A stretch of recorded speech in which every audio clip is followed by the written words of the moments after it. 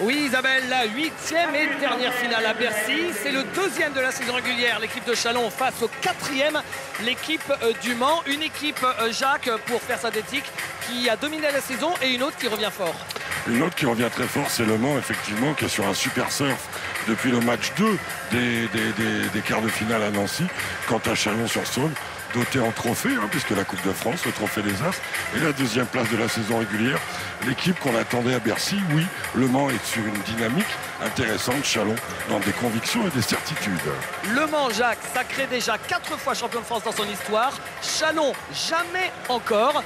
Voilà le décor posé. Et pour tout savoir sur ce qui s'est passé cette saison, c'était diffusé sur Sport Plus. Pour ceux qui n'étaient pas avec nous tout au long de l'année, regardez, petite séance de rattrapage proposée par Rodolphe Juste.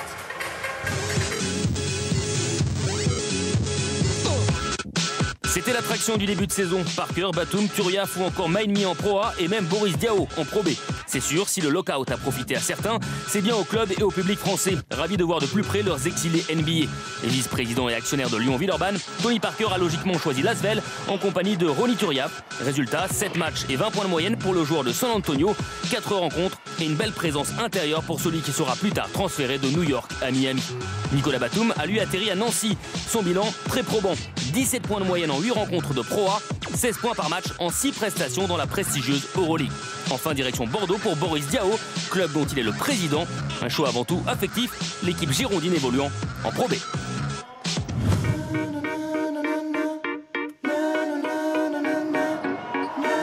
La Pro B, voilà où Pau jouera sa peau l'année prochaine. 15e et avant-dernier de la saison régulière, l'élan Bernais a connu un exercice 2011-2012. Galère, 23 défaites en 30 matchs, une situation économique délicate, des conflits intergénérationnels entre les joueurs. Le non-UPLE champion de France n'est pas parvenu à s'en sortir. Et ce, malgré 3 entraîneurs différents utilisés en cours de saison.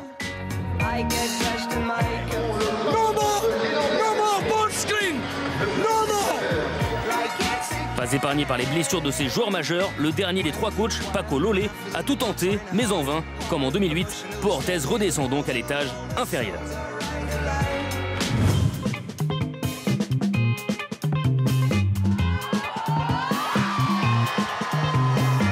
C'était attendu, Bourges a remporté cette saison son 11e titre de champion de France. Un succès logique, obtenu en 2 manches face à Montpellier.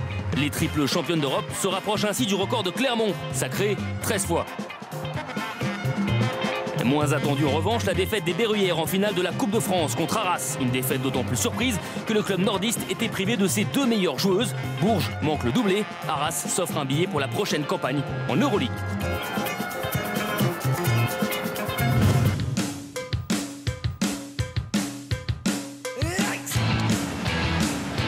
C'est une histoire paradoxale. Gravelines a d'abord connu une saison régulière idéale. Archi-dominateur, le BCM a terminé premier du championnat de France avec 27 succès pour seulement 3 défaites. Personne n'avait fait mieux depuis Pau Orthez en 2003. Le fruit d'un travail collectif et de nombreux talents individuels. Mais le club nordiste a calé en quart de finale des playoffs. 3 secondes pour gagner le match. Il prend le shoot. C'est raté, prolongation. Une prolongation que Gravelines va perdre à domicile contre Cholet, sa bête noire, puisque déjà victorieux des nordistes les 2 saisons précédentes. Et du coup, déjà battu en finale de la semaine des As, Gravelines termine sur une saison blanche sans trophée.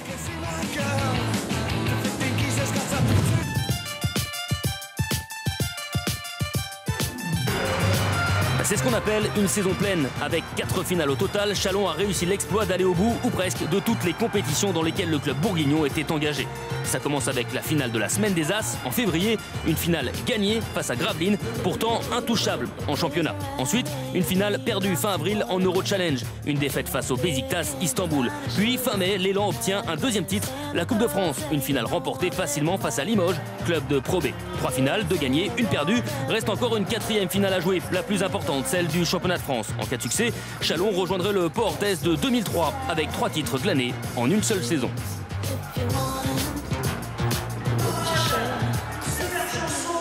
Et oui, finalement, il ne manque à cette équipe de Chalon que le titre de champion de France pour être complet. Et c'est marrant, Jacques, parce que c'est un point commun que l'équipe a avec son coach, Greg Moigno, qui lui aussi n'a pas encore été champion. Mais c'est vrai qu'ils ont quand même bien sympathisé, ce coach et cette équipe, cette ville. C'est vrai, Greg n'a pas été champion, 5 finales perdues en 6 ans. mais c'était les finales en série. Alors que dans le même temps où il perdait les finales en série, Greg, le gros, comme j'aime l'appeler, ou Tonton Bégor, il gagnait les finales sèches en Coupe de France. Donc le format lui va bien, là. Le format lui va bien. Alors, on avait évoqué justement ces finales perdues à la suite avec Jean-Luc Monchot qui était venu 2 fois à Bercy pour s'incliner avant enfin de remporter la 3e. Et à l'occasion de cette 3e finale, on avait invité Greg à s'exprimer sur ces finales perdues à propos de Jean-Luc Monchot. Greg était venu s'exprimer avec plaisir. C'était sur le thème de la quête de Jacques Brel, évidemment. Et bien là, il est reconvoqué, Greg, pour évoquer cette fois sa propre expérience. 10 ans après, il a l'occasion de devenir champion pour la première fois. Regardez, Greg Bonnion. Tenter sans force et sans armure d'atteindre l'inaccessible. Honnêtement, ça a été traumatisant, quoi. Pas trop après, c'était pendant. C'est-à-dire qu'avec la répétition, vous dites, la 3e, on va quand même essayer d'avoir un trophée. Perdu, la 4e qui arrive derrière, perdu. Donc là, c'était pesant. Mais c'était tellement pesant qu'il y avait même pas un traumatisme, mais comme une habitude. Voilà, on va en finale, on perd. Ça ne surprenait même plus le public villeurbanais. C'était presque devenu logique qu'on aille sur les finales et qu'on perde. Le problème, c'est quoi? C'est qu'on était dans un contexte, on reconstruisait un club. Voilà, tout le monde nous voyait favoris. Et puis, il y avait cette pression du 16e titre. Ah, le 16e titre. On commençait l'année, on nous parlait que de ça. Donc ça a duré quand même 5 années. 5 années où on ne parle que du 16e titre, le 16e titre, le 16e titre. Et puis lutter toujours, sans question ni repos, se tanner. Après, dans mon approche personnelle, oui, il me manque que ça. Certes, un titre de champion d'Europe comme coach, mais il me manque que ça. Tout le reste, je les ai eus, donc dans ma satisfaction personnelle, oui, d'avoir un titre. Et le titre, c'est quand même, voilà, on a été la meilleure équipe du championnat. Et puis, bon, je sais que mes enfants sont très attachés à ça parce qu'ils ont vécu les titres perdus avec les pauvres, ils pleuraient. Voilà, ça serait presque une libération qu'on n'en reparle plus. Parce qu'aujourd'hui, le seul défaut qu'on va me trouver, c'est ça. C'est de dire, il n'a pas réussi à avoir un titre de champion de France. Donc les gens ont trop tendance à focaliser là-dessus et à occulter tout ce qui a été fait à côté. Je ne sais si je serai sûr, mais mon cœur serait tranquille. Là, c'est différent, c'est plus le même contexte. On n'est plus à Villeurbanne, on a changé de club, il y a eu un nouveau dynamisme, il y a des trophées qui sont tombés. Enfin voilà, je pense que le contexte est complètement différent, mais étant encore un tout petit peu superstitieux, comme donc j'avais parlé à Jean-Luc, ça lui a porté chance qu'il ait été champion. Donc c'est pour ça que j'ai accepté ça, parce que normalement, ça doit lui porter chance et que je sois champion. L'inaccessible est toi.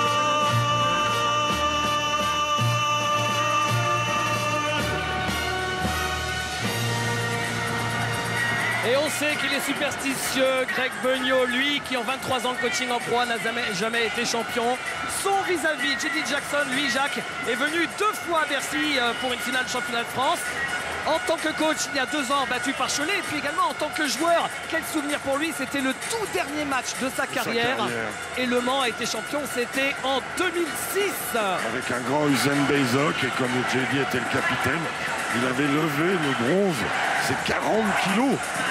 J.D. Jackson et Le Mans ici en finale. Il y a quelques semaines, c'était complètement improbable. Regardez le sujet, comment ça s'était mal goupillé pour l'équipe du Mans et pour l'équipe de Châlons d'ailleurs. Ce sont 2 équipes qui reviennent de très très loin en play-off. Regardez.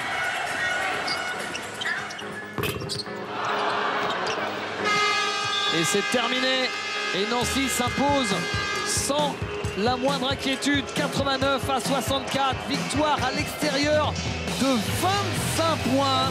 Quelques maigres sifflets pour accompagner la sortie du MSB. Le moins qu'on puisse dire, c'est que les playoffs avaient bien mal débuté pour Le Mans. Une défaite sévère, voire humiliante à domicile face à Nancy. Le match retour fut victorieux, mais laborieux, puis la belle, arrachée après prolongation. Après le champion de France en titre, les Sartois s'attaquent en demi au champion de France 2010, Cholet. Et là encore, la partie est compliquée. Le MSB remporte difficilement la manche aller avant de s'incliner au match retour. Résultat, nouveau match d'appui et encore une fois, Le Mans peine en début de rencontre. Du Coyote qui marque.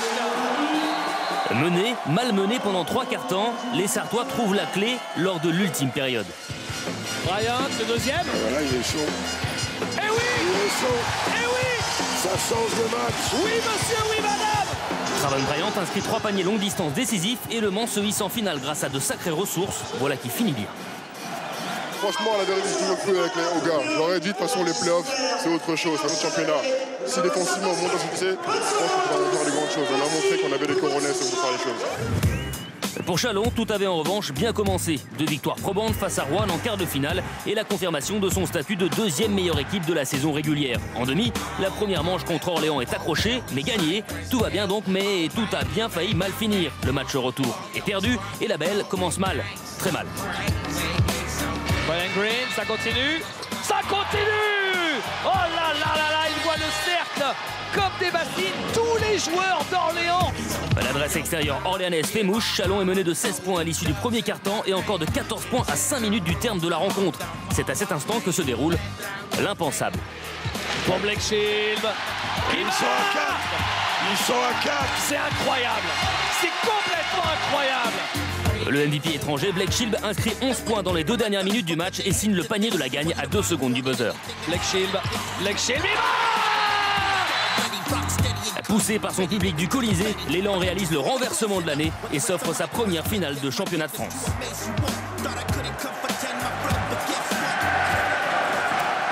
Jacques, l'ambiance monte à Bercy, le noir est tombé sur cette salle, il est temps de passer au match maintenant qu'on a vu le parcours. C'est le plus important, c'est ce qu'on attend tous. Alors c'est parti pour les 2 sacs majeurs, on va présenter les équipes, les bancs, on va même aller voir les coachs. Stitchy Comme meilleur de jeu, Stitchy Kambou, notre ami l'escroc, il est champion d'Europe avec l'équipe de France à l'Euro lituanien en 2011. En poste 2, c'est Malcolm Delaney, super gâchette, un jeune joueur, rookie, c'est sa première saison en Europe, capable de prendre feu, un des facteurs X potentiels. Blake Shield, que dire de lui? Blake the Blade, c'est lui qui domine la division, qui domine la Pro A, MVP de la saison. En poste 4, un pistolero, venu de Bulgarie, franco-bulgare, Ilian Eftimov, MVP en finale de coupe. Ici même, il voyait les cercles énormes. Et en fait, pour commencer le match, face à JP Batista, Michel Jean-Baptiste Adolphe. Il a commencé tard, mais il rattrape le temps en termes de palmarès. Le voilà. Avec Stitchy Kambou, vous voyez qu'il y a quelques moves de danse. C'est un tombeur. Et ensuite, le banc, Jacques. Le banc, bien sûr, avec Alain Béaminou, avec Brian Smith, avec Nicolas Lang, avec Jordan Aboudou. Et le dernier arrivé en remplacement de Geoffrey Levert, Laquan Cromwell. Nous avons la chance d'avoir été invités dans les 2 vestiaires pour écouter le briefing des coachs. Le coach de Chalon, on en parle depuis le début, Greg Beugnot. Alors il ne parle qu'en anglais, mais vous allez voir l'intensité, ça mérite d'être écouté. Il rappelle à ses joueurs en gros pourquoi ils sont là aujourd'hui. Écoutez bien Greg Beugnot dans l'intimité du vestiaire. Une séquence tournée il y a une quinzaine de minutes. The semi-final was hard, quarter-final was hard, all season was hard, everybody was excited for playing against you. And in the end, everybody lose. Everybody lose. Because you got the quality. You got the spirit. Tonight you got your pride too. Don't get confident on that. You change nothing. Together we got a solution. Together we be strong. But it's important everybody make his job. It's important everybody focus on the little situation. It's important everybody was exciting. Be exciting. But exciting for being a killer. Nobody can stop you. Nobody. We want to prove to everybody like we be and like we are and why we be here. You ready guys? Let's go, let's go. You ready? Yeah! 1, 2, 3! Allez, gars! Allez, gars. 1, 2, 3! Sans d'excellents moments. C'est le moment où Greg lâche tout à ses joueurs. Il rentre sur le terrain. Pour lui, là, après, il y a une dizaine de minutes. Difficile, tout seul, avant de rentrer dans l'arène. Là, on se remémore tout ça, on se remémorait. Et puis les derniers mots qu'on dira avant que ça commence. On passe Place à la présentation de l'équipe Mancel avec le 5 majeur de Jeddy Jackson. C'est parti. Avec bien sûr le maestro Taylor Rochesty qui a été superbe toute la saison, deuxième à la course au MVP. En poste 2, pour le MSB, Max Cougueret au sacrifice, en défense. Formidable saison, capable de mettre des donnes de folie, mais aussi des 3 points. Charles Lombaé-Kaïdi, médaillé d'argent au championnat d'Europe, formidable défenseur, lui aussi important, tant en attaque qu'en défense, son physique fait merveille. En poste 4, Marcellus Sommerville, capable de shooter au large, capable d'impulser de l'envie, il fait une très belle fin de saison. Et la star, JP Batista, le seigneur des anneaux, vraiment un seigneur des raquettes, le Brésilien, un des postes 5 les plus efficaces du pays. Voilà ces 5 joueurs sur le parquet, emmenés par Taylor Rochesty, le deuxième meilleur joueur. Donc on a les 2 meilleurs joueurs du championnat face à face entre Black Shield et Taylor Rochesty, et le banc.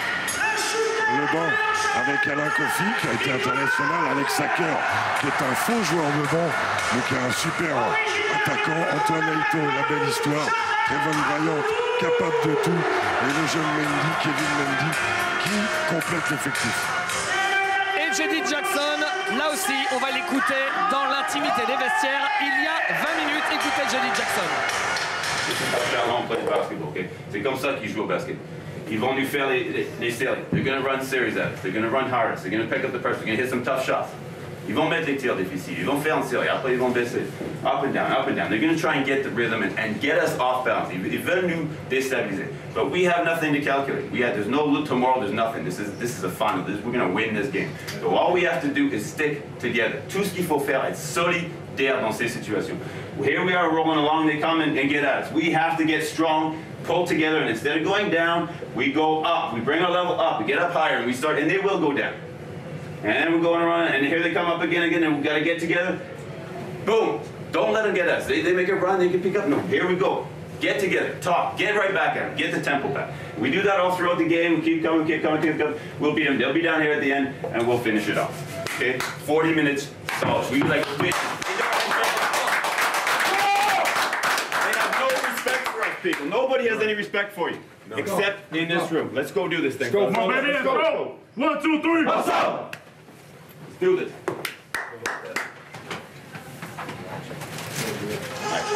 Jacques, un petit mot sur Jeddy Jackson. C'est intéressant de dire qu'il voyait Chalon faire des séquences. Il a bien résumé la situation, il connaît ses ambiances. Il les a connus joueurs, il les a connus entraîneurs, il a un groupe expérimenté, ils sont sur un surf positif. Pour lui, c'est maintenir la confiance.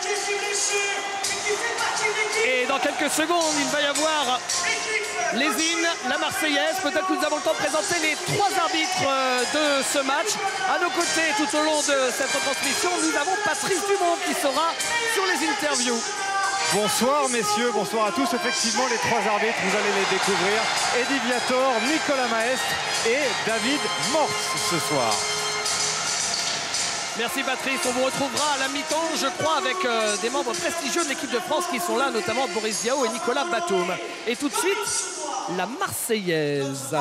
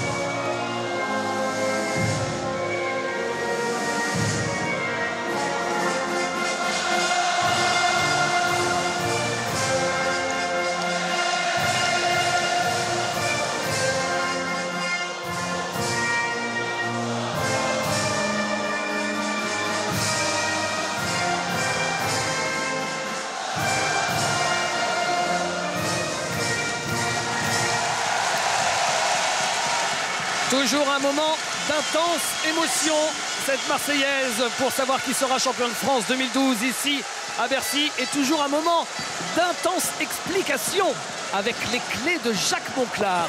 Jacques, quelles sont les clés pour les deux coachs que l'on voit ici se saluer face aux caméras d'Yvan Bonenès?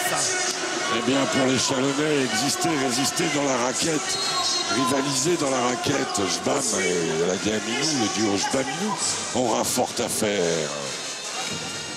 Attention aux pertes de balles. En play-off, ils en perdent pratiquement 2 de plus qu'en saison régulière. Il ne faut pas alimenter la relance adverse. Il faut rester serein et diffuser sa confiance. Tichy Kambou et Blake Shield sont en charge de ce dossier. Et enfin, l'adresse à 3 points. Quand Chalon met dedans, on ne les prend pas. Pistolero comme Ilian Eftimov. Pistolero comme Malcolm Delaney. Il pourrait y avoir Nicolas Land aussi ou Laquan Prowell. Et en face alors. Pour les Manceaux de J.D. Jackson. Contrôler, limiter Blake Shield, boulot à plein temps. Boulot à plein temps pour Charles Kelly. Boulot à plein temps peut-être pour Alex Acker qui est capable de relever le défi. Les Manceaux ont besoin d'un axe fort. Rochesty Batista, meneur pivot. Taylor Rochesty et JP Batista ont tissé une relation particulière. Elle doit exister. Et enfin, conserver sa dynamique. Les Manceaux surfent sur une dynamique extraordinaire depuis 2 semaines et demie. Il leur faut juste une journée de plus. Antoine Aito, la bonne surprise, apporte de ce gaz, de ce dynamisme. Le coup d'envoi dans 1 minute 30. Une petite interview très rapide avec Patrice Dumont déjà avant d'aller vers les bancs. Oui, avec un homme qui a beaucoup pesé dans la peinture, dans la raquette et qui malheureusement doit regarder ça depuis le bord. J'imagine que c'est un sentiment partagé, beaucoup de joie, de fierté et beaucoup de frustration aussi. Vous avez parlé avec vos camarades. Dans quel état sont-ils? Ils sont prêts. Hein. Voilà, c'était le but de la saison. Donc maintenant, on a atteint ce premier palier. Maintenant, il n'y a plus qu'à gagner. Voilà, hein. Après, ça, le boulot de la saison sera fait, on va dire ça comme ça. Et quelles sont les clés, si Greg vous en a parlé un peu? Il va falloir défendre fort, sur Batista surtout, parce qu'on sait qu'il pose beaucoup de problèmes. Et puis après, jouer comme on sait jouer d'habitude, se faire des passes, jouer tous ensemble, y mettre du cœur et voilà, ça va bien se passer. Voilà, ils vont y mettre du cœur.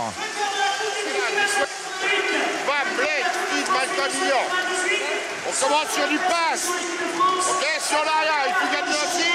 On le poste. Remember, no foul on the screen, speed away on baseline. Ok, vous avez une possibilité. Après, du pouce.